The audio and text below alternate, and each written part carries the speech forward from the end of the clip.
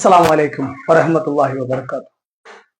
அன்பிற்கினிய சகோதரர்களே, சகோதரிகளுடைய கவனத்திற்கு, இன்னைக்கு நம்முடைய காலகட்டத்தில் இளைஞர்களுடைய வாழ்க்கை மிகவும் கேள்விக்குறியாக போய்கொண்டிருக்கு.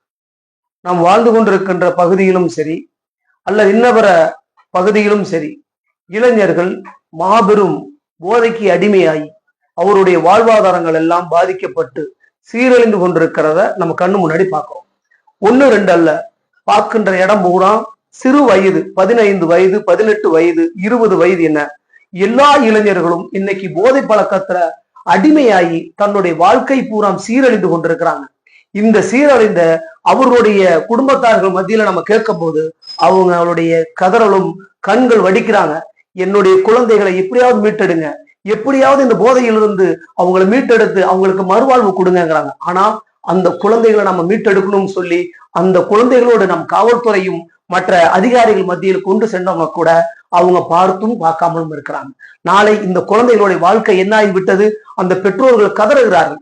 நம்ம மத்தியில எத்தனை முறை அவங்க சொல்றாங்க, என்னுடைய குழந்தைகள் பாருங்க, என்னுடைய மகனை பாருங்க, அவன் வாழ்க்கை வீணாகி போய்விட்டது, தெருவுல கிடக்குறான், டிச்சில கிடக்குறான் பாருங்கன்னு சொல்லி கதறாங்க.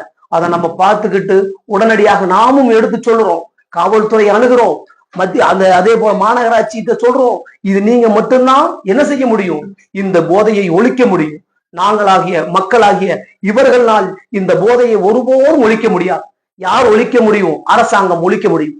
அரசாங்க அதிகாரியாக இருக்கக்கூடிய இந்த காவல்துறை அதிகாரிகளும் இது ஒழிக்க முடியும். அவர்கள் கடுமையான சட்டங்கள் இந்த தமிழகத்தில் மட்டுமல்ல இந்தியா முழுக்க அந்த சட்டங்கள் போட்டால் மட்டும்தான் என்ன செய்ய முடியும், இப்படிப்பட்ட இளைஞர்களை மீட்டெடுக்க முடியும். இல்லாவிட்டால் இந்தியாவிலே தமிழகம் ஒட்டுமொத்த இந்தியா முழுக்க இளைஞர்களுடைய வாழ்க்கை சீரழிந்து வருகின்ற காலகட்டத்தில் இளைஞர்கள் எல்லாம் போதை பழக்கத்தில் அடிமையாகி அவர்கள் எல்லாம் மனநிலை பாதிக்கப்பட்டவர்களாகத்தான் இந்தியாவில் பெரும்பான்மையான இளைஞர்கள் இருப்பார்கள் என்பதை உண்மை 100% உண்மை.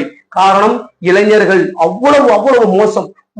ஒரு பழக்கம் மட்டுமல்ல, இன்று பல எண்ணில் அடங்காத போதை பழக்க வழக்கத்தில் அடிமையாய் கொண்டு சீரழிந்து கொண்டிருக்கிறார்கள்.